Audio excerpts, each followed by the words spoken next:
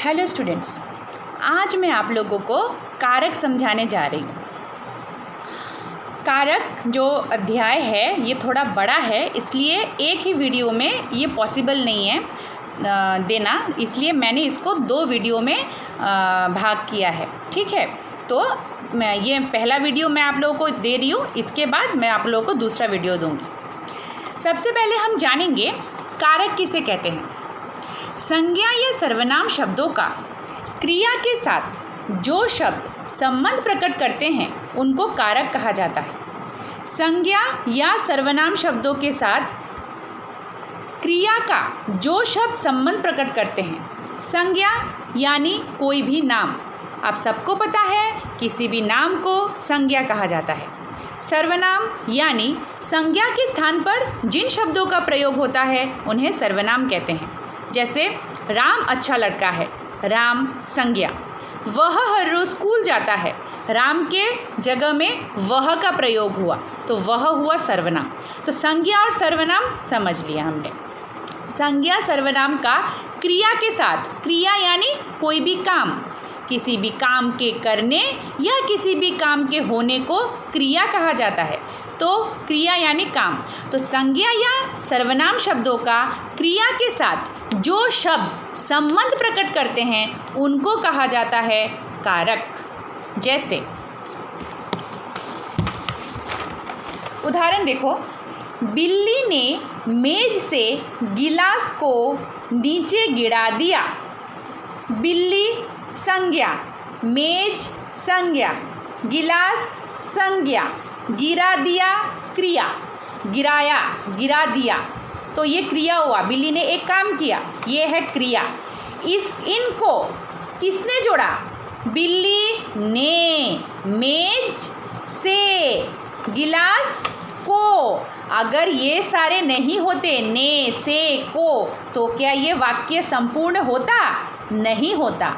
इनको कहा जाता है कारक। इन संज्ञा शब्दों के साथ क्रिया का इन शब्दों ने संबंध कराया है। संज्ञा ये बिल्ली, मेज, गिलास, इन शब्दों का इस क्रिया के साथ, गिरा दिया के साथ, यानी जो कि क्रिया है, इसके साथ संबंध किया है ने, से और को ने। बिल्ली ने मेज से गिलास को नीचे गिरा दिया।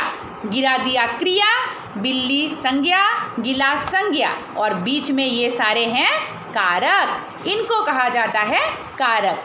ने, से, को। जो शब्द संज्ञा या सर्वनाम शब्दों को क्रिया के साथ संबंध कराते हैं उनको कारक कहा जाता है।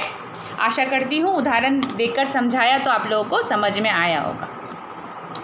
मैं फिर से बोल रही हूँ, संज्ञा या सर्वनाम शब्दों का क्रिया के साथ जो शब्द संबंध कराते हैं उनको कारक कहा जाता है। ये हो गया कारक की परिभाषा उदाहरण सहित। कारक के अभी भेद है 8। कारक के 8 भेद है और 8 भेदों के अलग अलग चिन्ह है, परिभाषाएं हैं और प्रसंग भी है। चिन्ह और प्रसंग एक ही बात है। कारक के 8 प्रकार है। कर्ता कारक, कर्म कारक, करण कारक, संप्रदान कारक, अपादान कारक, संबंध कारक, अधिकरण कारक, संबोधन कारक। ये सारे हैं कारक के 8 भेद। पहला है कर्ता कारक। कर्ता कारक किसे कहते हैं? जो कार्य कर रहा है वो है कर्ता कारक। कर्ता यानी काम करने वाला, कर्ता जो कार्य कर रहा है, वो है कर्ता कारक। कर्ता कारक का प्रसंग है ने।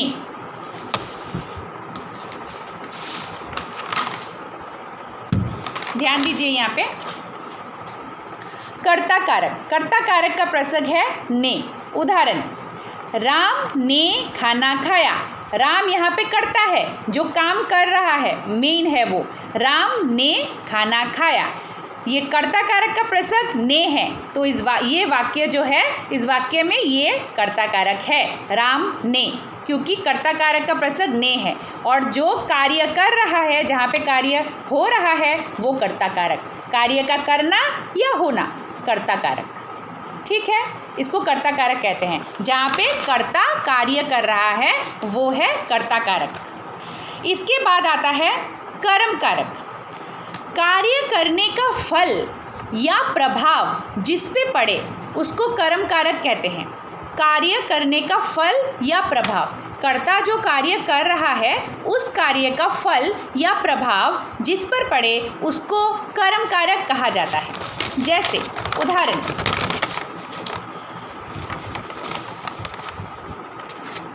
अध्यापक ने बच्चों को पाठ पढ़ाया।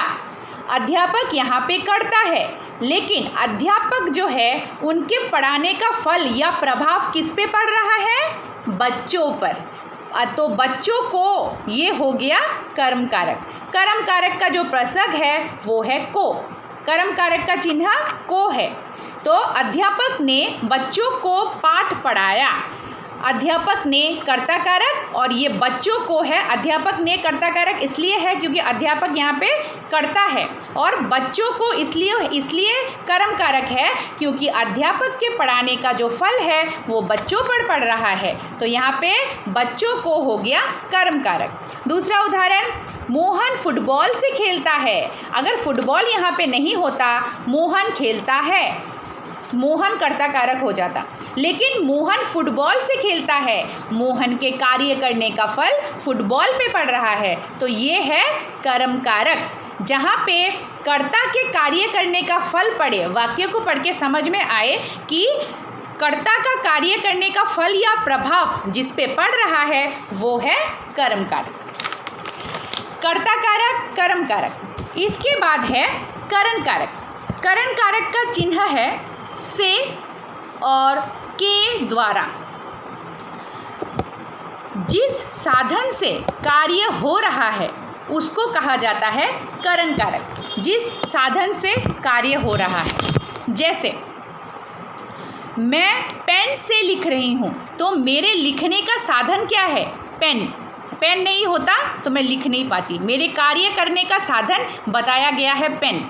जिन वाक्यों को पढ़ के समझ में आए कि क्रिया जो है यानी काम जो है वो किस साधन से हो रहा है उसको कहा जाता है करण कारक। मैं फिर से बोल रही हूँ, वाक्यों को पढ़ के जब समझ आए कि कार्य जो है वो किस साधन से हो रहा है उसको कहा जाता है करण कारक। जैसे मीता बस से स्कूल जाती है, तो मीता के स्कूल जाने का साधन क्या है? बस। तो ये हो गया करण कारक। यहाँ पे साधन बस है। तो जहाँ पे समझ में आए पढ़ के कि क्रिया के यानी काम करने का साधन जो बताया गया है जहाँ पे हो उसे कहा जाता है करण कारक। इसके बाद देखो करण कारक के उदाहरण देखिए। मोहन बस से स्कूल जाता है। मोहन के स्कूल जाने का साधन बस।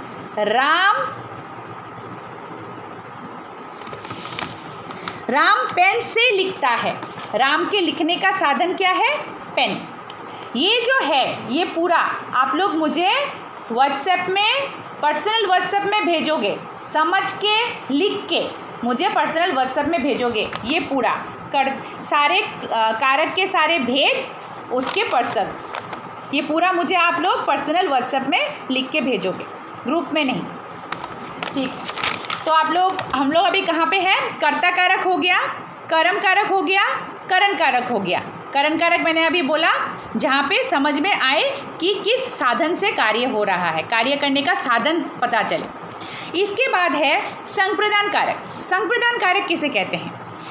जब किसी के लिए कुछ किया जाए या किसी को कुछ दिया जाए वहाँ पे संप्रदान कारक होता है।